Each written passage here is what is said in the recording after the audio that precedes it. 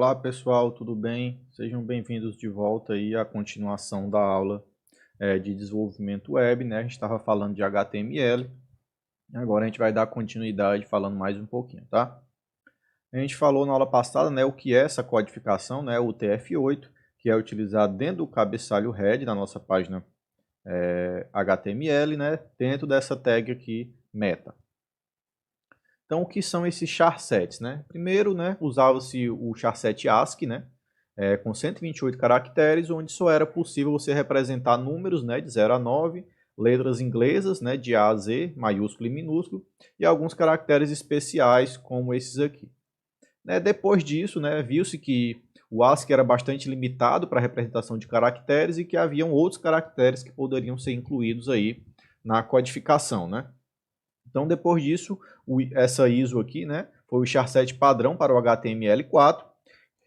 E esse charset ele suporta 256 códigos de caracteres, né? Um pouco mais do que o ASCII, mas ainda assim é pouco quando comparado ao que a gente tem atualmente, né? Então, atualmente, o TF8, né, o Unicode, ele possui praticamente todos os caracteres ou símbolos que são utilizados no mundo. Aí esses caracteres ou símbolos você vê também os caracteres especiais, né, os caracteres de linguagens orientais, né, como o japonês, o árabe e etc. Então, esses caracteres estão todos inclusos aqui na codificação UTF-8. E isso não era possível, né, quando você utilizava a codificação ASCII ou a ISO 8859. Então, o charset padrão para o HTML5 atualmente é o UTF-8, que é o que a gente vem utilizando nos nossos exemplos. E a tag corpo, né, a tag body, né, do HTML. Ela contém o conteúdo a ser exibido no corpo da página, né, e os elementos que são bastante utilizados dentro da tag body, né, são as tags H1, H2, né, que é aquelas que a gente viu para gerar letras maiores ou menores, e ela vai até o H6, né, são utilizados aí para cabeçalhos e títulos no documento em diversos tamanhos. Então, H1 é o maior e H6 é o menor. Você tem também a tag P, né, que ela indica um novo parágrafo. Então, as tags no HTML, elas são utilizadas também para você trazer semântica ao texto, né? Você dizer ao navegador como é que está organizado, como é que está estruturado aquele site para que ele possa interpretar isso de forma melhor, né? Então, você também tem aí a tag BR, né, que é de break row, né, ou seja, uma quebra de linha. Essa tag aqui, ela é utilizada sem fechamentos, né? Então, na tag P, você tem que utilizar P, né? Abre a tag, bota o conteúdo aqui e fecha a tag, não é isso? Como a gente faz com a maioria das tags no HTML. Mas a tag BR, ela não precisa disso. Por quê? Porque ela não necessita de nenhuma instrução dentro dela. Ela é simplesmente uma quebra de linha. Então, ela pode ser utilizada assim, né? Somente o BR. Não precisa nem colocar a barra também, mas se quiser colocar a barra, ela funciona das duas formas, tá? Então, BR com a barra ou BR sem a barra, mas ela não precisa de fechamento, tá? Você tem também a tag IMG, né, que ela representa uma imagem para você colocar uma imagem no seu texto. Você tem a tag A, né, que ela representa hiperlink para alguma página ou para o endereço de e-mail. Então, a tag A ela é utilizada para você gerar links dentro da sua página web. Você tem também a tag table, né, que ela é utilizada para você criar uma tabela. Novamente, nunca esqueçam de abrir e fechar a tag, tá, pessoal? Sempre tem que abrir e fechar. Se você não fechar a tag, ela vai dar erro no momento da execução, na interpretação pelo navegador. Também tem a tag div, né, que ela determina uma divisão na página. Então, você pode utilizar a tag div para você gerar blocos de conteúdo dentro da sua página e assim estruturar melhor a sua página web. Então, isso aqui são os exemplos básicos, né? As tags H1 ao H6, né? Maior e menor cabeçalho. A tag de parágrafo, né? A tag de quebra de linha, ó. Note que ela é utilizada com ou sem a barra, tá? A tag HR, né? Que é uma linha horizontal. Vamos executar aqui essa tag HR para a gente ver como é que fica na página. Então, vou voltar aqui para aquele meu exemplo, né? Que a gente fez na aula passada. E aqui, antes do meu título H3, eu vou chamar aqui a minha tag HR. Não é assim? HR. Também não precisa de fechamento, tá? Igual a tag BR. E vou salvar aqui e vou executar novamente. Então, é essa linha aqui, ó, tá vendo essa linha horizontal aqui que foi incluída? Isso aqui é a tag HR, tá certo? Então, você pode utilizar ela aí para fazer uma melhor separação dos elementos da sua página, né? Você pode também utilizar aqui a tag BR, né? Vou utilizar aqui várias tags BR, tá? Vou colocar aqui 5 quebras de linha. Então, vejam, aqui vai aumentando o espaço aqui entre um e outro, tá? Então, isso aí é um dos usos aí do HTML.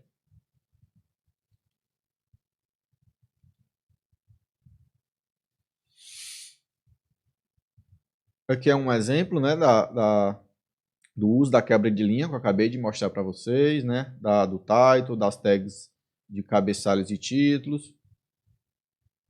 Pessoal, só lembrando, esses exemplos aqui é essencial que vocês também façam na máquina de vocês, tá?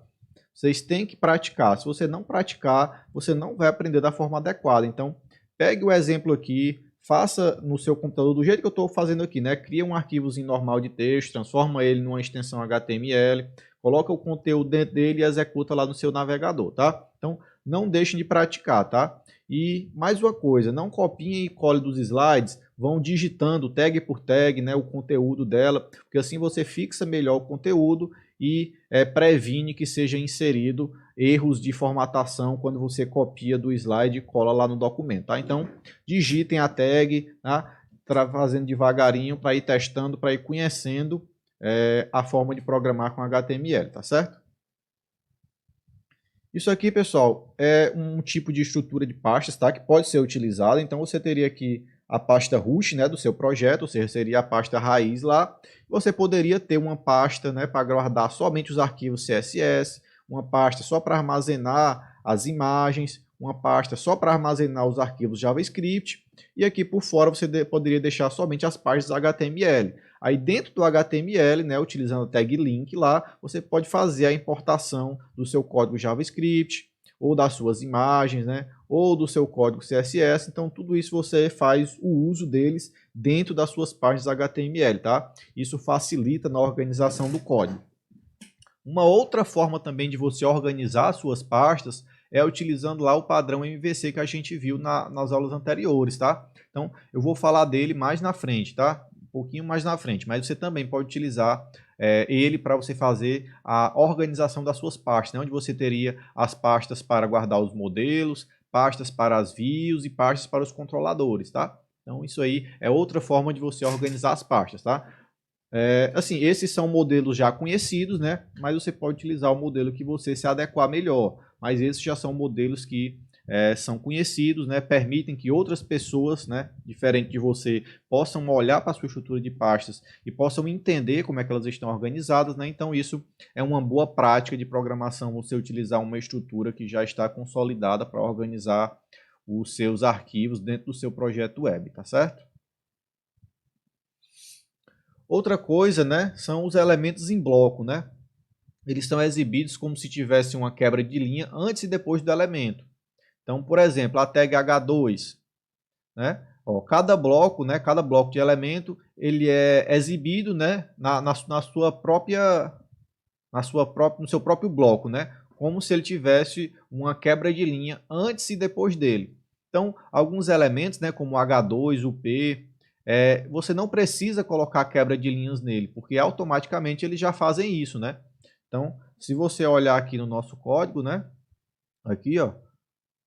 Quando eu coloco aqui o H1 e o H2, eu não preciso colocar aqui uma quebra de linha. Por quê? Porque automaticamente essa tag ela já tem embutido, né, uma quebra de linha antes e depois, né? É isso que esse elemento sem bloco quer dizer, tá? Então, alguns elementos, né, que são estruturados em bloco, você não precisa colocar essa quebra de linha, porque ele já possui isso de forma automática. E você também tem os elementos em linha, né? Exemplo de elementos em linha, né, seria o que, né? Então, eles são exibidos na linha dentro do fluxo do texto da página. Ou seja, se você não colocar uma quebra de linha, o texto vai ser exibido aqui, né? Digamos, isso aqui foi exibido a tag P. Aí aqui o que ele já é exibido aqui na frente, né? Ou seja, vai ficar um amontoado aqui de texto e você vai quebrar, né, a visualização aí, vai ficar feio de se visualizar. Então, alguns elementos, né, que são elementos chamados elementos em linha, você tem que dar essa quebra de linha, senão eles vão ficar um na frente do outro, tá? Então isso aqui é um exemplo, né, de elemento em blocos e em linha. Então o H1 seria um bloco, né, e o EM seria a continuação dele. Vamos fazer esse testezinho aqui, tá? Vamos voltar aqui para o nosso projeto. E na frente da nossa tag H1, a gente vai colocar uma tag EM. Minha tag EM. Vou fechar ela aqui e vou executar. Tá? Vejam ó, que ela já quebrou aqui para frente, né? Mesmo eu colocando ela aqui na frente, a tag H1, né, ela já possui essa quebra automática. Mas se eu colocar aqui, digamos, a minha EM seguida de outra EM, outra tag EM, ó, percebam que ó, fica uma na frente da outra, tá vendo? Então você não tem essa separação. Por quê? Porque ela é um elemento em linha. Já se você colocar aqui um H1 na frente de outro H1,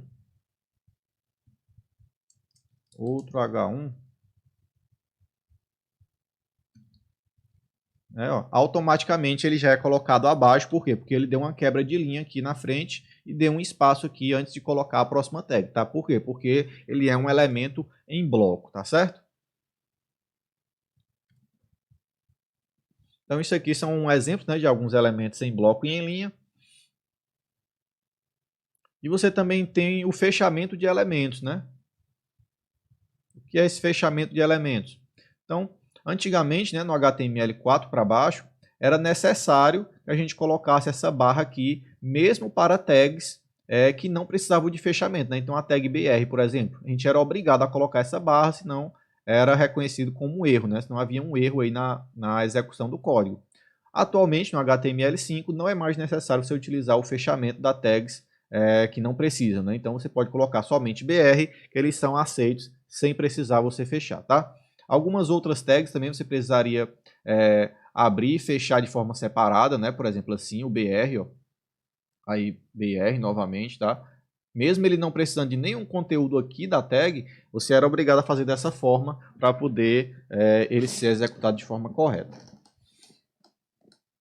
Aqui são o uso das imagens, tá? Aqui é um exemplo de uso da imagem. Então, você vai dentro do body, né? Você vai colocar a sua tag img. Você vai chamar o atributo src. Cuidado novamente aos nomezinhos, tá? Então, tag. O que é a tag? É esse elemento aqui, né? Que a gente utiliza para trazer algum significado à nossa estrutura web, né? Ao nosso site. E os atributos são esses valores aqui que estão dentro das nossas tags. Então, src é um atributo da tag img, certo? Nem todas as tags possuem todos os atributos. Então, a imagem ela tem esse atributo src, tem o atributo alt, tem o tamanho, largura.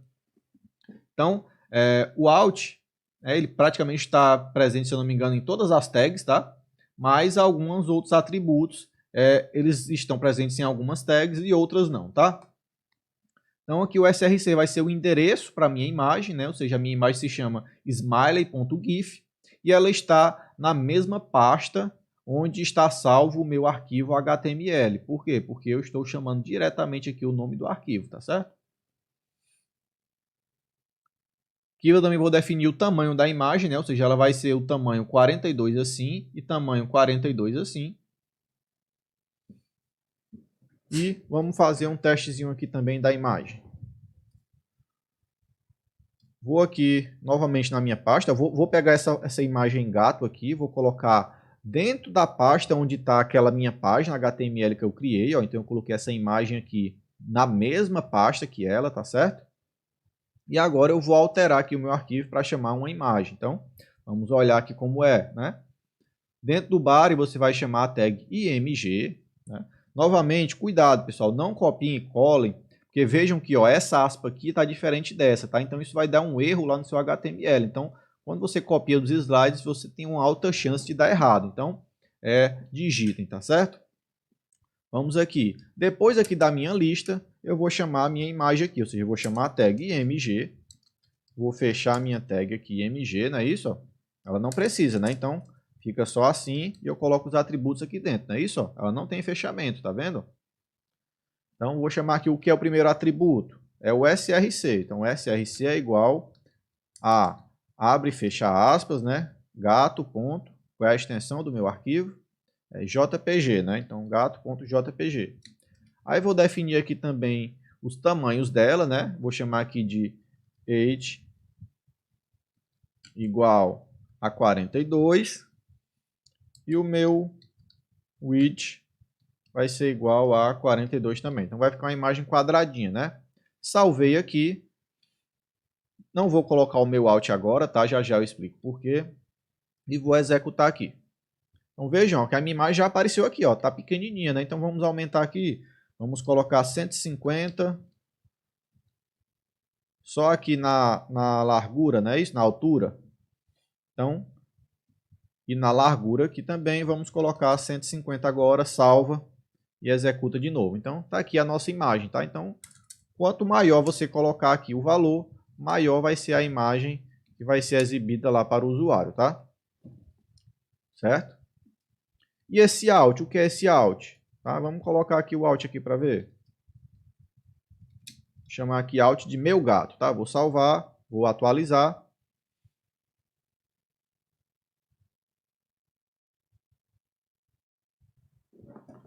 Tá certo? Então eu coloquei aqui o meu atributo alt, né? Chamei alt meu gato. Quando a gente atualiza aqui, vejam que aparentemente nada aconteceu, né? Mas o que é esse alt? O alt é o texto que vai ser exibido quando a foto não puder ser carregada por algum motivo. Então eu vou colocar aqui um erro aqui no source, né? Na fonte da minha imagem. Vou colocar um A aqui a mais, por quê? Porque essa imagem, esse arquivo, ele não existe.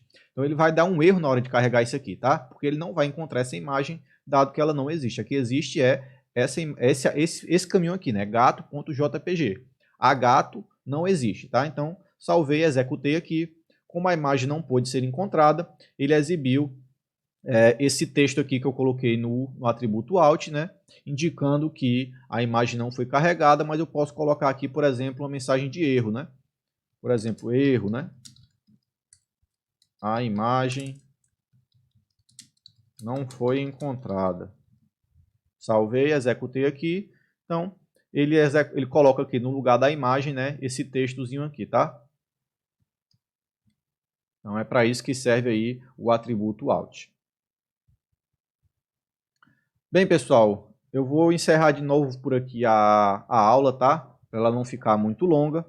Então, na próxima aula, a gente continua aí falando um pouquinho mais sobre o HTML, tá certo? Obrigado, pessoal. Tchau, tchau e até a próxima.